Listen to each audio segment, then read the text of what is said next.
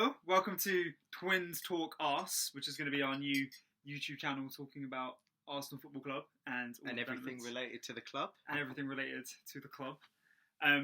We're kind of sitting here on the back of a 4-0 victory against West Brom, which is a bit of a nice change the last few. I know, making it 3 wins in a row now. Can't complain with that. Best form we've had all season. It's been a kind of rare situation that we've been celebrating like 3 wins, which is weird to talk about with Arsenal Football Club. We grew up watching the Invincibles. I know, to go from celebrating 49 wins in a season or 49 wins overall to celebrating 3 wins in a row. Yeah. I mean, it's a good upturn of form. I think we've got a long way to go to sort of keep that consistency up. But 3 wins is nothing to be sniffed at after we were losing to Burnley. There's definitely something to build on. Yeah. So I think, what do you think has caused this kind of upturn in form from Arsenal?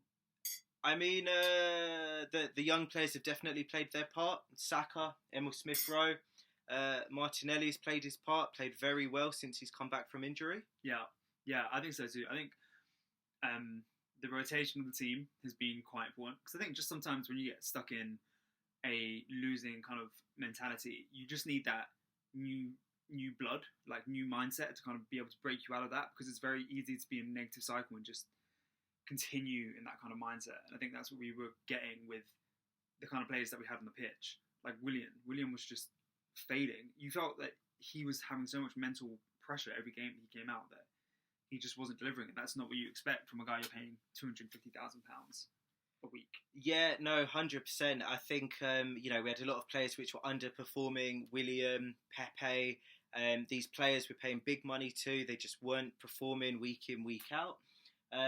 We showed the faith in the youth, Emil Smith-Rowe, Saka, and I mean they're performing on the pitch. Yeah, they're doing really well. I think against West Brom was the first time I really looked at Saka and thought, we've got like a world beater.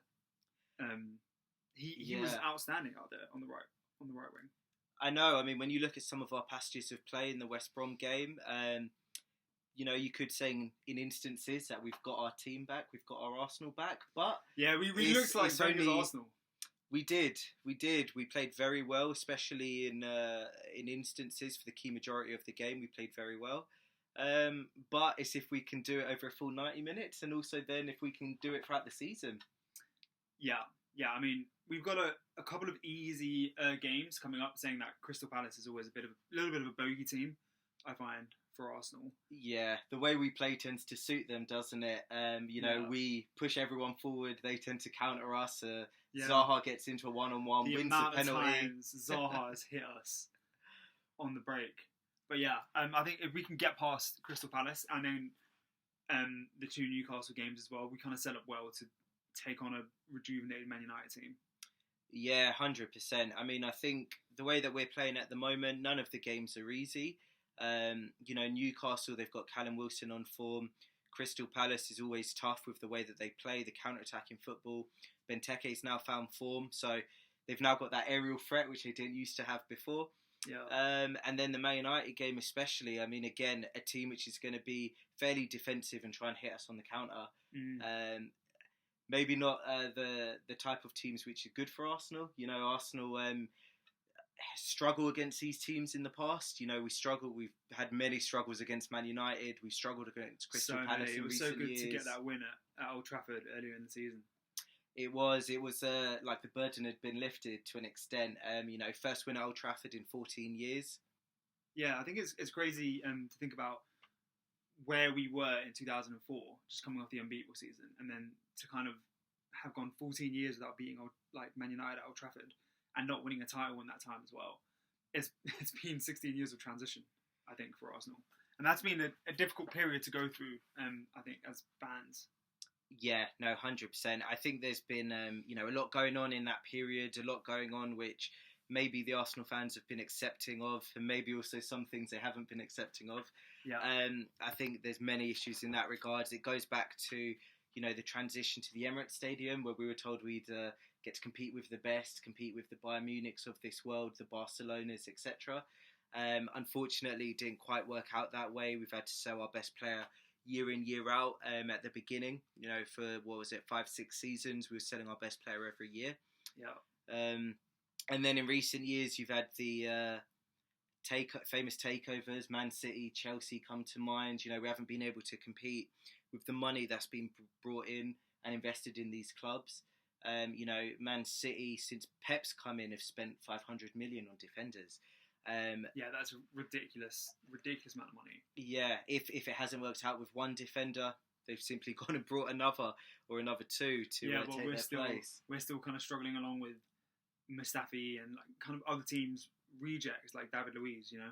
So talking about like issues which Arsenal have had and are having currently, I think Aubameyang's goal scoring, sort of lack of goal scoring, has hit us in the last few months. The positive is in the last 3 games we've been scoring without him, and that was something which I think Thierry Henry voiced as an issue which Arsenal have, especially at the end of last year, where Abba was scoring all of our goals. We won the FA Cup and the Community Shield based on Abba's goals. So it's good that we're finding the net without him, but his continued kind of struggles do pose a bit of a problem, especially highlighted by Lacazette kind of coming into his own. Yeah, no, 100%. I think you know, the good news is in the past few games, in the last 2 or 3 games, we've managed to find the back of the net without him, which has been a massive bonus. There's less of a reliance on Aubameyang, but you know, when you've got a player that was scoring 22 Premier League goals last season, for him to now not be scoring is taking a massive toll on the team. We're not creating as much and also not scoring as much as what we were last season when we had Aubameyang in the team. But the benefit is that there's less of a reliance on him. We're not relying on one player to score or to do something in the game. Yeah. You know, it's different players contributing now. You've got Saka scoring and assisting. You've got Emil Smith-Rowe, you know, creating chances, doing something in the final third.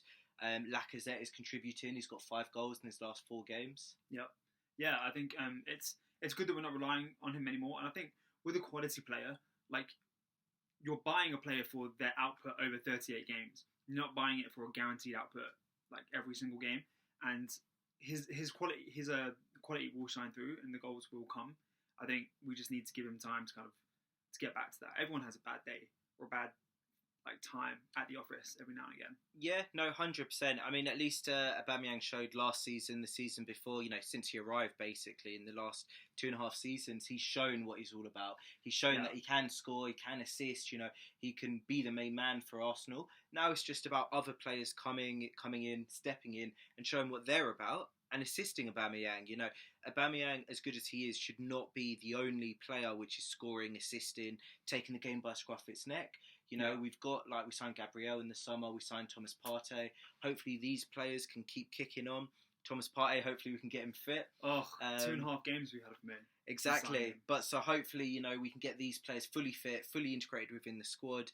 And, you know, it will help to ease the burden off of Aubameyang, and also it will help us to be more balanced as a squad. You know, there won't be so much of a reliance on Aubameyang, and also hopefully we won't be so exposed defensively. So hopefully when these players start to become more integrated, as we, you know, hopefully sign more players in January and then in future transfer windows, hopefully this will help to address the ongoing imbalance that we have at Arsenal. Yeah, I think, to be honest, I think some fans levelling criticism at Aubameyang are being a bit disrespectful. Like, this is a guy which has done it year in, year out across multiple different leagues, and without him we would have finished 6 places lower than we did last year, something like that. Yeah, no, 100%. People are being disrespectful right now to a player which basically dragged our team to the FA Cup last year. 100%. I mean, these same fans would have been kissing his feet the past 2.5 seasons, quite simply. Yeah. You know, we didn't do well last season. You know, we didn't finish the season well. We didn't end in a good position in the table. But it would have been even worse if Aubameyang wasn't there. Yeah. So, exactly. You know, as bad as it is, Aubameyang pulled us through last season especially. And, you know, to an extent we can allow him half a bad season. It's about the other players pushing on and, you know, providing that ammunition and helping the team to be ultimately where they should be. Yeah, I 100% agree. And we kind of have a few other issues in the squad. I think at the moment there's too many players that we have in the squad who aren't playing and who aren't part of Arsenal's future plans and who are kind of causing disruption. I think a big issue for Arsenal to kind of deal with, especially over January and in the summer, is getting these players out so we can have a little bit more cohesion behind the scenes. And I think this is where Arteta's had a bit of struggle this year, and why people, I think, need to have a bit more empathy with him. He's basically playing with the mishmash of Emery's squad and Wenger's squad. He's only made a few signings since he's been manager, and as well as that, he's having to deal with unsettled players who are disrupting the camp. I think as soon as you get rid of people like Socrates and you get rid of people like Ozil, I think the camp will be a lot happier, and you can start building a team which is his, rather than having to deal with players which other managers have signed, trying to fit them into a team and trying to get them winning. Yeah, no, 100%. I think definitely he's not had a chance to bring in his own players, the players that fit his philosophy, which is slightly different to Wenger's. It is slightly different to Emery's philosophy. Yeah. He needs those players with that profile and that personnel that suit his system, his way of playing, not any other way of playing. Yeah, completely agree. I think he definitely needs time. He needs time to implement his philosophy. It seems to be quite different to what a lot of the players are used to, so that takes time as well. Yeah. It takes time for it to be bedded in and for them to understand the philosophy and the light at the end of the tunnel as well, so to speak, that, if they play this way that Arteta wants them to play, there can be real positive impacts, and it can really impact the team's performance for the better. I hope so. And I think sort of coming off that onto the Ozil situation, which obviously Arteta has tried to deal with, and it's kind of come back now and again. I think a lot of fans have sympathy with Ozil, and sort of, especially during the time that we were struggling, really wanted Ozil to start playing. I think a lot of fans have short memories. I think they forget that under Ljungberg, Ozil was dropped for discipline. Under Emery, Ozil was dropped. And during those times, we had Arsenal fans screaming for Ozil to come back into the side. And when he was brought back in, from pressure from Arsenal fans, he didn't do anything to Emery's team. It didn't improve our team. And under Arteta, he played the first, 12 games under Arteta and registered 1 assist or 2. Like, he's not that pivotal kind of player that he was back in the day when we signed him. And I think a lot of people that were screaming for him to come back in need to realise that the team's cohesion and the team's the work ethic of the team needs to come first, even if that creativity is important. And now, hopefully, we found it with Emile Smith-Rowe. Yeah, no, 100%. I think, unfortunately, the position that Arsenal are in, talent in itself is not going to get us through this. And so, we all know the talent that Ozil has, the number of assists he's done, especially historically in the Wenger days, and then also early on in the Emery days as well. We know the talent that Ozil possesses, his ability to see a pass that no other player can. But the position that we're in at the moment, we need more than that. We do need fighters in this team. We need players that can kick on and can be aggressive in challenges and can, we don't have a player that can take the game by the scruff of the neck. And as a result, if we're only creating 2 or 3 chances a game, what is Ozil really going to do? What will he bring to the team?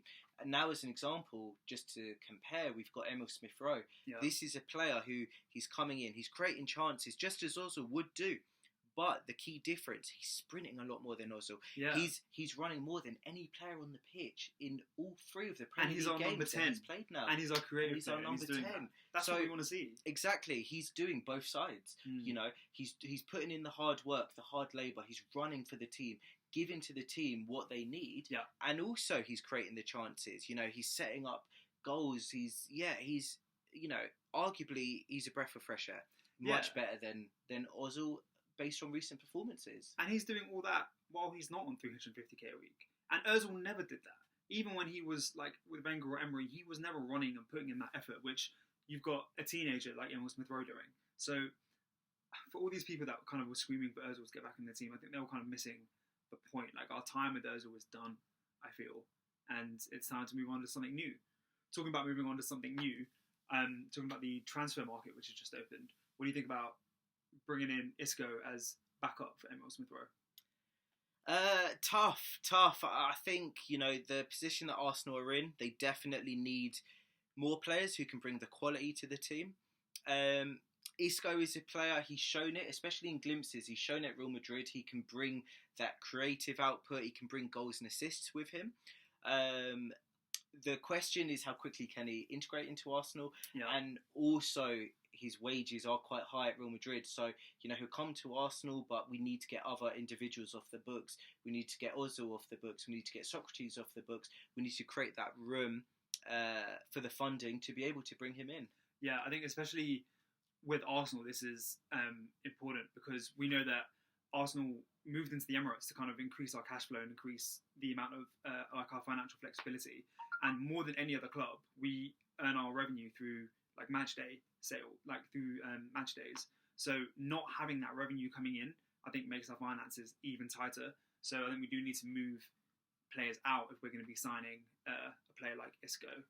I do think we need backup for Emil Smith-Rowe though. If Emil Smith-Rowe gets injured, who comes in to fill in that spot, especially if Ozil is going to continue to be frozen out to the end of the year. So I think a player like Isco is definitely needed, and Isco would not be a bad option, even for just 6 months at the end of the transfer window.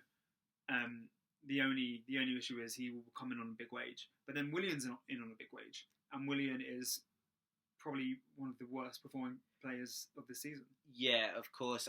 What I would probably say is, at least for Isco, if we could get him on loan, then it's one that if it doesn't work, we've only got him on loan. Yeah, and then exactly. We lose him in the summer.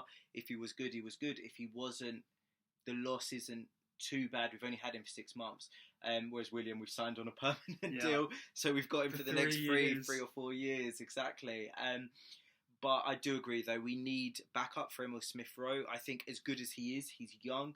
Yeah. He's just come back from a 6-month injury layoff. So, can we place reliance on him for the rest of the season? I think that probably is asking for a bit too much. Especially with such his a young player. Reoccurring injury problems. The amount of times exactly. he's meant to break through the Arsenal first team and just hasn't done it because he's picked up an injury. This seems to be a problem with most Arsenal players over the years. Yeah, exactly that. I think it would definitely be good to bring someone in just to provide that. Also to take the burden off of Emil Smith-Rowe. Yeah. So that he needs a backup. Exactly. Or even simply someone to play alongside him.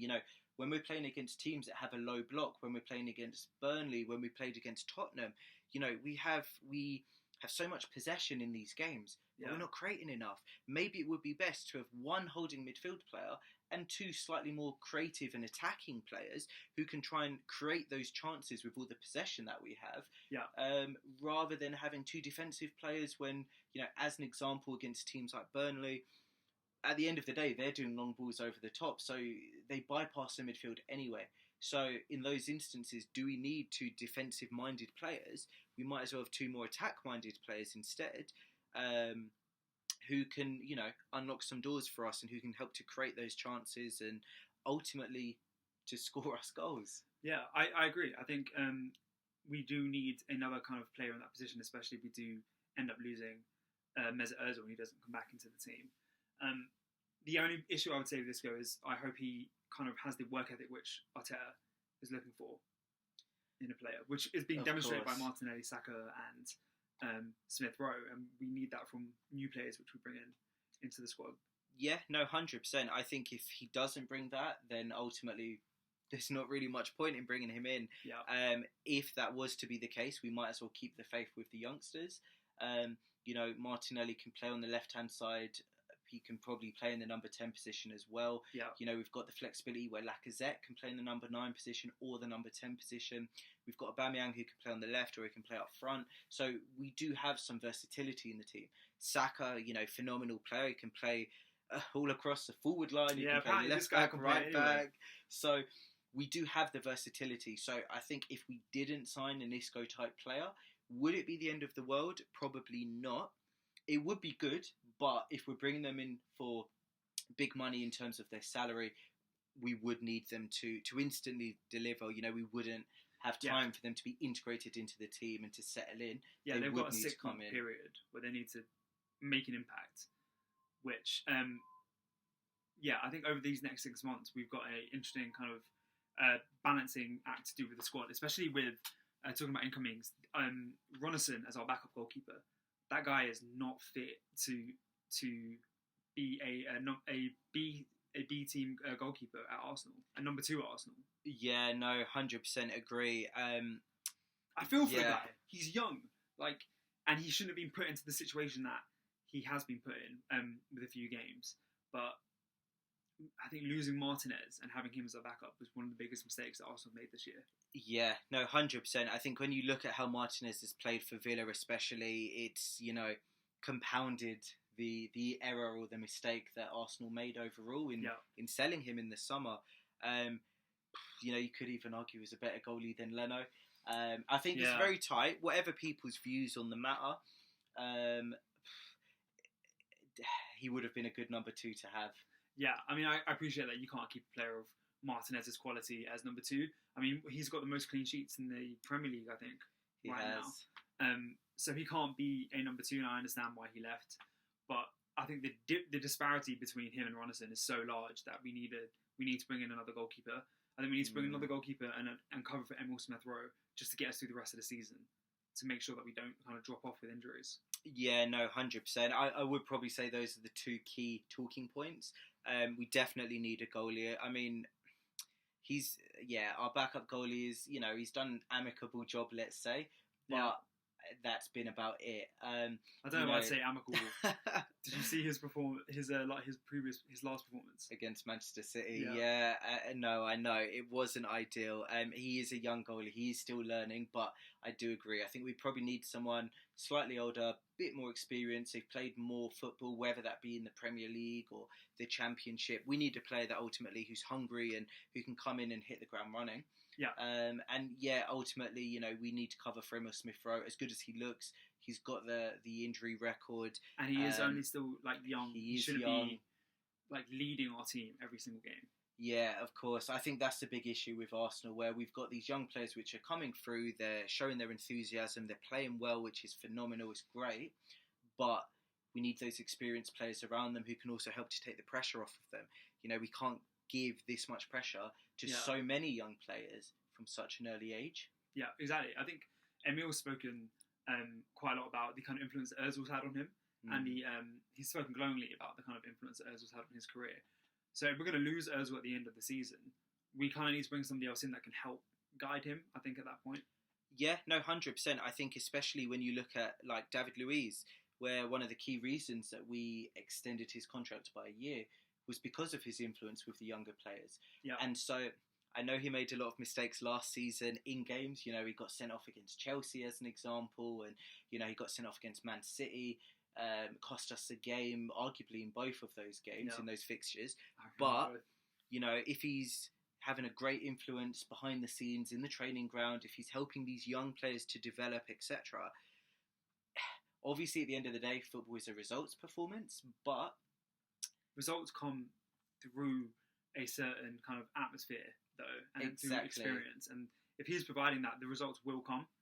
The results are the end result. You've got to do everything else to climb the mountain before you get to the peak, which is, winning games. Exactly that. And also, I think it's hard to be critical of David Luiz in the sense that we don't know what he's doing behind the scenes. If he is really helping these players to develop and ultimately to realise their potential, then arguably you can argue that he's justifying his salary. If it's resulting in these players coming through, showing what they're all about, realising their potential, I know you can argue that's the manager's job, but I think it's a team's role. That's why you've got a coaching team. That's why you've got sort of experienced players in the squad whose job it is to kind of guide and teach younger players on the pitch. And I think hopefully that's what David Luiz has been doing. No, exactly that. I mean, ultimately, I know the buck falls with the manager, but it should never be solely the manager's responsibility. Which it tends to be. I think in modern day times, it tends to be solely the focus on the manager rather than on the recruitment policy. So, sort of talking about David Luiz in defence, one situation that has confused me, which I don't have this confusion around the Ozil situation and Arteta, but I do have it around Saliba and Arteta. I really like some transparency into what is kind of going on in that situation, because this is a guy we signed for 30 million, was meant to be a better prospect than the guy that Leicester City signed. Fun. Whatever his name is, was meant to be a better prospect than him. He's in Leicester City's team, being phenomenal this season, and Saliba's been frozen out completely. And then Arteta's sort of saying he needs a season to get used to the Premier League, but meanwhile we have Ronison, who's played against Man City because Arteta said he needs game time. So why is Ronison, a guy who's not meant to be as highly rated as Saliba, getting game time, and Saliba's not. And then we signed this guy 2 years ago for 30 million. He spent one season on loan, came to Arsenal, has been frozen out, and now we're looking to sell him, probably for a loss because we haven't upped his value by playing him. Yeah, no, of course. I think it's a very tough topic, without knowing more inside information. But, I mean, yeah, when you look at this situation, he was brought in as an Emery signing. He was loaned out to St Etienne, which was good. He'd get the first team football there. But unfortunately, the season got disrupted by COVID. Yeah. And then this season...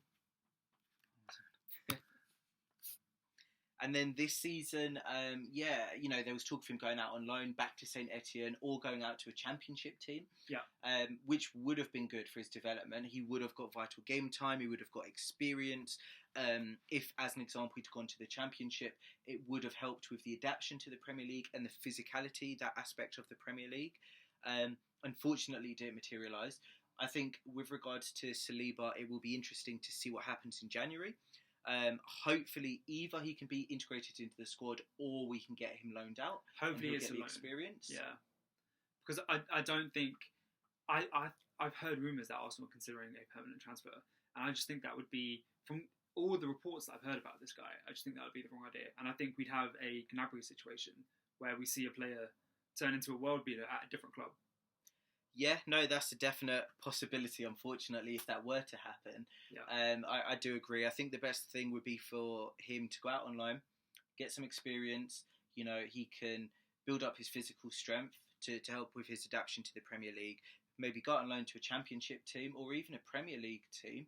I'm sure these teams, Leeds, West Brom, can all use defenders at the moment. Yeah, exactly. So I'm sure he would be beneficial for these types of teams. Or even a team like Crystal Palace, where they're solid defensively, they're organised. That will help him to understand the tactics, what's required in the Premier League, etc.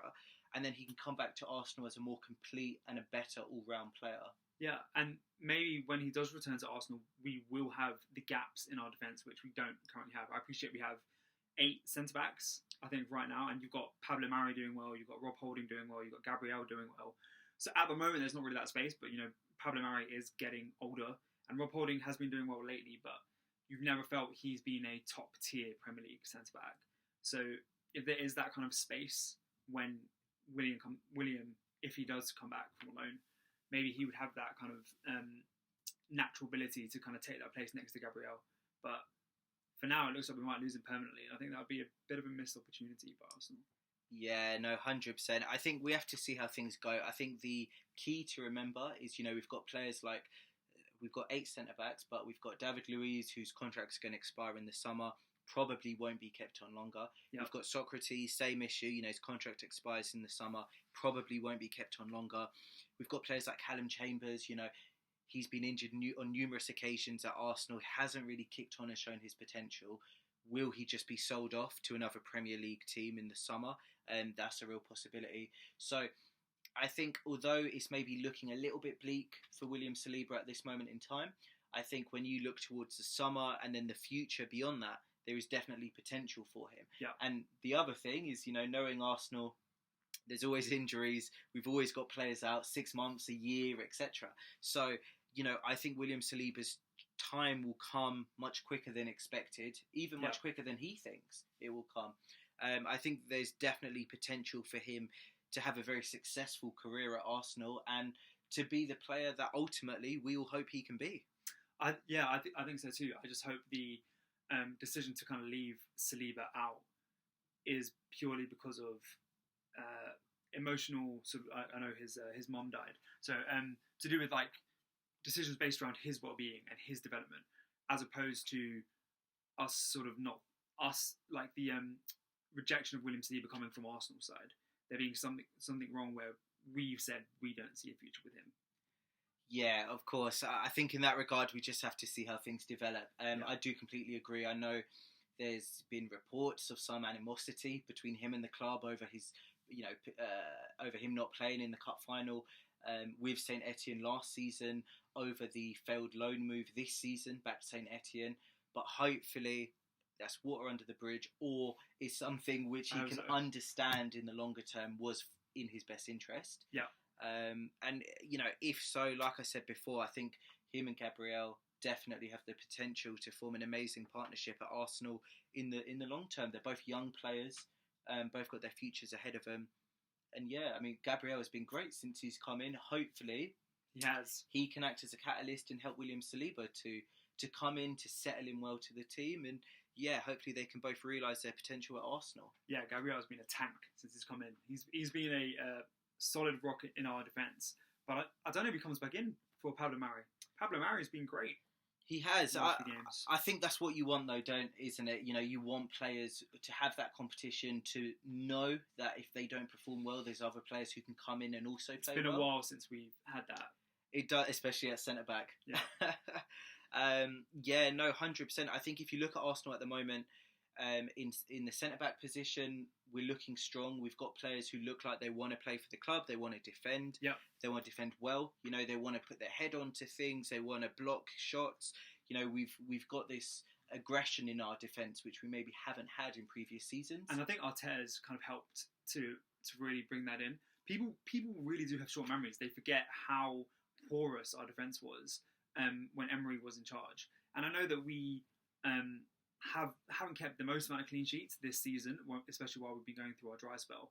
But I think we've got the most clean sheets away from home than any other team, which is testament to the kind of work that Arteta's put in on the training ground. So I think our defence has massively improved. It's been a while since I've looked at our defence and thought we need a lot of improvement on the training ground. Yeah, no, 100%. I think you can definitely tell there's been a lot of work done behind the scenes in the training ground. There has been a big improvement. We are conceding less on average than we were conceding. We went through that bad period where every time we played a top 6 team, we would lose the game at least 3 or 4-0. Now we are having better performances, especially against the top 6. Arteta has done a great job. We've got, I think it's a 50% win rate under Arteta in these games. Which we haven't seen for decades almost. We haven't seen since the early Arsene Wenger years. Yeah. For one reason or another. So I think there's definitely been signs of improvement. Don't get me wrong, we're still very much a work in progress. There's still a long way to go. But, the early signs are promising. This is a manager which, he's been at Arsenal now for just over a year. It will take time. It will take a number of years for him to get the team that he wants and performing the way that he wants. Yeah. We don't have the funding that teams like Man City and Chelsea have, but I think he's working well with what he's got. Yeah, I think he's a new manager. He's only been in the role for a year. People forget that when he first came in, he didn't come in with a whole pre-season to kind of train his players up. So he hasn't had 2 pre-seasons, really. He came in and sort of had to make us stop losing straight away, which is what he did. And his first role as well. So he's not had this experience before. Exactly. Yeah. He's not an experienced manager who's been there, done that. Maybe look at Sam Allardyce at West Brom. He's come into this type of situation before with teams that, they're on the verge of relegation or they're there or thereabouts. He's come in, he's steadied the ship. So he's kind of been there, done that. Whereas Arteta has never been in this situation in general. At any club, never mind at a top club like Arsenal. Yeah, it's a very different thing being a coach as to being a manager. And even when he did have a pre-season with Arsenal, I mean, it was COVID hit. He was doing everything from Zoom. So I think it's right to be critical of Arteta. You should be critical of all managers. But I think there should also be some empathy with him on the kind of difficult circumstances he's been having to manage at the club at the same time. Yeah, no, 100%. I think, patience is probably the right word to use. He's gone through good spells, he's gone through bad spells, don't get me wrong. But, this is a manager which he is very much learning on the job. It's his first job. Yeah. He's got tight resources at a club like Arsenal, doesn't have the resources that, Man City do, Chelsea do, etc. We can't go out and spend, £70 million on a player in one instalment. We have to pay it over 5. Yeah. But he's doing well with what he's got. Talking about that, how does Nicolas Pepe get back into the team? Because at the moment he's being kept out by a 19-year-old academy graduate, and I don't see him getting back in at the moment. Every time I watch Saka play, I give him a match rating of like an 8, 9, 8, 7. And Pepe, when on the rare occasion you'll see him get a performance like that, you might see him score a good goal, every now and again. Like, fair, he's got that in his locker. But he hasn't got that consistency which Arteta needs and which this Arsenal team needs to perform game in, game out. And at the moment, Saka does. So what's his future at the club? You know, unless Arteta can sort of train and coach consistency out of him, I'm not sure how he gets back into the team. Yeah, no, 100%. At the moment, it's looking fairly bleak for him. Yeah. I guess what I would probably say is, you know, maybe one of the bigger issues with Pepe has been there's been so much pressure for the price tag and also on him to deliver because Arsenal have not been playing well. Yeah. So hopefully what will happen now is that the pressure will be off him a little bit more. You know, the younger players are coming in, they're performing. I know it's not great for him that he's not in the team, but hopefully what will happen is that, you know, when he takes to the pitch now, you know, when he plays for Arsenal, hopefully there'll be less pressure on him.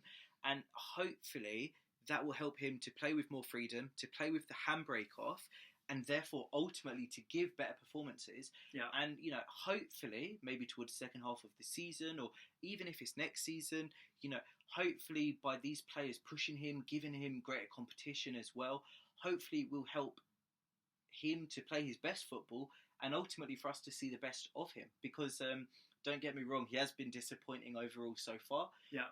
But hopefully, fingers crossed, you know, we can see a new Pepe as a result of these younger players coming through and showing what they're all about.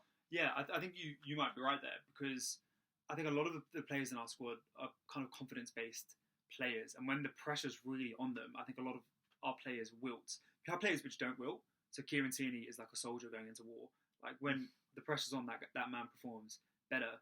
But I think when we are losing games, and when we were in that kind of relegation form run that we were on, I think Pepe was struggling. I think Abba was struggling. You saw the pressure spill over with Xhaka and the kind of challenges that he made. So these are players that need us to be in a good run for them to bring their best talents and their best skills to the kind of pitch. But we do have a few other players now that will kind of stand strong, even if we do have that pressure. So hopefully now we're winning a few games, Pepe can get his performances back up to the standard that we know we can kind of deliver at. Yeah, no, exactly. I think, you know, Pepe's definitely shown it in glimpses. He's shown what he's all about. He can get goals. He can get assists. You know, fine, this season they've mostly been in the Europa League, so it's not been the hardest competition, the best opposition. But he has shown in glimpses. You know, his goal against Sheffield United as well in the Premier League was a really good goal. The only thing we need from him is more consistency. Can he do it on a regular basis? And also, can he, firstly do it on a regular basis against your average Premier League teams? And then after that, can he do it against the best teams? Yeah. Which ultimately, given the price that we've paid for him, that's the end goal. That's what we want from Pepe in the long run. Yeah, that's we want to see him in our team consistently, kind of leading the team onwards. Which for £70 million, we kind of deserve a player that can do that. No, exactly. I mean, you know, when you look at Aubameyang, we signed him for about 55 odd million, and you know, I know he's not doing as well as we'd hope this season, but for the last 2.5 seasons, he was, you know, scored over 20 goals a season in his first 2 full seasons. Yeah. In the Premier League. So, you know, this is the type of player or the type of contribution that we expect for that price tag. And obviously, Pepe came in for more. He is young. He is still developing. He hasn't got the background of a player like Aubameyang in terms of scoring goals, but you know, we did buy him for big money, and ultimately football is a results business. He is a talented player, but we need him to deliver on the pitch. Yeah, I think that's been part of the issue with Pepe, is when you see him running around the pitch, you see £70 million running around the pitch, and then you see his kind of like, you got the feeling that there's a little bit of arrogance, a little bit of cockiness about Pepe, and when he's not pushing to kind of like really put the effort in to defend for the team, and he's kind of sort of arrogantly trying skills which don't come off. You think £70 million for this performance? Yeah, 100%. I think it's one of those, maybe as bad as it sounds, he needs to play more simpler. So rather than trying to take on players, do all these fancy skills and end up losing the ball, you know, you look at when, as an example, in contrast, you look at when Emil Smith-Rowe plays. He doesn't necessarily do anything fancy. He doesn't do a lot of skills in and around the, you know, 6-yard box or anything like that. But, what he does is quick 1-2 passes. Then after that, he'll run, he'll follow it on, and so he'll keep the move going. And he doesn't just stop there and isn't content with what he's done. He'll do a quick 1-2, and then he'll look for the return pass again. And these are the types of players that we need. Players that can develop moves and keep them going on, rather than simply players who will do one nice pass and then will kind of pat themselves on the back. Yeah, exactly that. And I think you see that with Pepe a little bit. So, hopefully Arteta can drag that work ethic out of him. Yeah, no, exactly. I think the key thing is, at least Arteta can work with him. He's got a background of developing younger players with Leroy Sané, with Sterling. You look how good Sterling is now. And the kind of reviews that Sterling's given Arteta, he really says that it was Arteta which developed him as a player, as opposed to Pep. Pep's got the overall vision, but Arteta's in there with the kind of nitty-gritty problem-solving technical aspect, which I'm hoping he can bring to this Arsenal team. Yeah, exactly. How do you think we're gonna? Our next few games we've got Newcastle in the FA Cup, which we need to stake our claim to that. We're the holders, so I don't think we want to go out easily in that competition. Then we've got Crystal Palace, Newcastle, Southampton, and then at the end of that, Man United. And I would love to go into that Man United game with kind of 4 wins on the trot, ready to take on possibly second place, possibly first place in the Premier League. Yeah, no, of course. I think in regards to Arsenal's next few fixtures, don't get me wrong, I think they're definitely tough fixtures. The Newcastle game, the Crystal Palace game, the Southampton game is going to be tough. But they're games that if Arsenal realistically want top 4, it will be a tough achievement, don't get me wrong. But if it's something that Arsenal want and feel that they can aspire to by the end of the season, then these are 3 games that Arsenal need 9 points from ultimately. Ultimately, that's exactly the case. I think top 4 is a big ask for this team.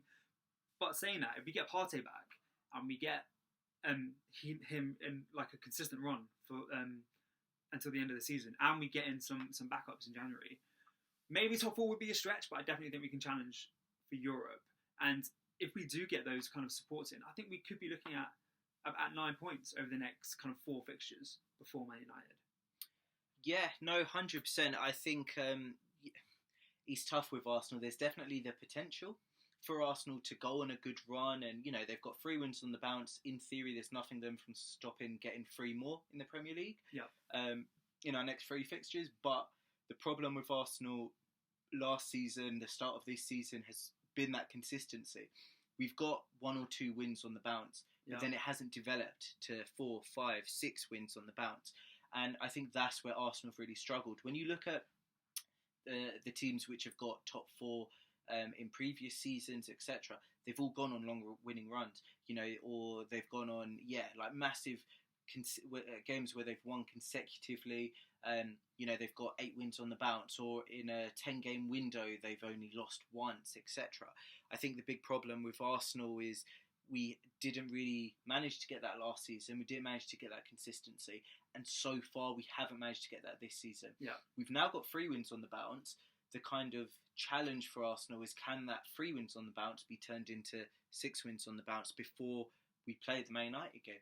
If it could, I think that would be great. It would give us less pressure going into the Man United game. Even if we were to lose that, at least we would have had 9 points from the other 3 games. If we're in a good point in the league table and we're not looking at kind of slipping into relegation places before we play Man United, it will just take that pressure off our players, which you feel weighs heavily down on them, like a cowbell weighing down on them when they're playing. So I think if we can put together a good run, we should be able to come into that Man United game with a lot of confidence.